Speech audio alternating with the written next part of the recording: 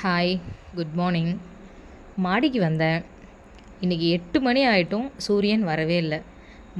Night மழை பெஞ்சதால் climate அவ்வளோ சூப்பராக இருந்துச்சு காலையில். இன்றைக்கி நம்ம நான்வெஜ் தான் எடுத்திருக்கோம். எப்போவுமே நம்ம சிக்கன் வாங்குகிறோம் அப்படின்னா, சிக்கனோடு சேர்த்து கொஞ்சம் லிவரும் வாங்கிக்கணும். ஏன் அப்படின்னா ப்ரோட்டீன், சிக்கன் ஃபுல்லாக ப்ரோட்டீன் இருக்குது. ப்ரோட்டீனோட நம்ம அயன் சேர்த்து எடுத்துக்கும்போது உடம்புக்கு தேவையான ஹெல்த் நமக்கு ஒரு ப்ராப்பராக கிடச்சிரும்.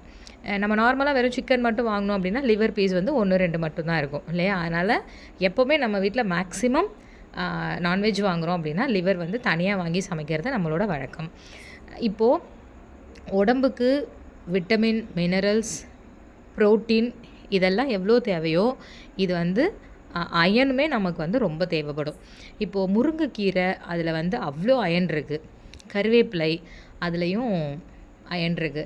பட் பசங்கள்கிட்ட நம்ம இதை சாப்பிட சொன்னால் பசங்க எடுத்துக்க மாட்டாங்க. ஸோ அதனால் நான்வெஜ் எடுக்கிற அன்றைக்கி லிவரும் சேர்த்து எடுத்து அதை தனியாக சமைச்சு கொடுத்தோம் அப்படின்னா உடம்புக்கு தேவையான எல்லா அயனுமே அதில் கிடச்சிரும். இன்றைக்கி சிக்கன் கிரேவி வைக்காமல் நம்ம கிள்ளி போட்ட சாம்பார் தான் வச்சோம். ஏன் அப்படின்னா கிள்ளி போட்ட சாம்பாரோட சிக்கன் கிரேவி காம்பினேஷன் ரொம்ப சூப்பராக இருக்கும். நம்ம வீட்டில் கறி குழம்பை விட கிள்ளி போட்ட சாம்பார் வித் கிரேவி அப்படின்னா பசங்க ரொம்ப லைக் பண்ணி சாப்பிடுவாங்க. அதனால் இன்றைக்கி சாதம், சாம்பார் அதோடு சேர்த்து chicken gravy plus liver gravy தனியாக வச்சு எல்லாருமே ரொம்ப நல்லா சாப்பிட்டாங்க. நீங்களுமே நான்வெஜ்ஜு அப்படின்னு இல்லாமல் முருங்கைக்கீரை, கருவேப்பிலை இந்த மாதிரி இருக்கிற அயனையும் சேர்த்து எடுத்துக்கோங்க.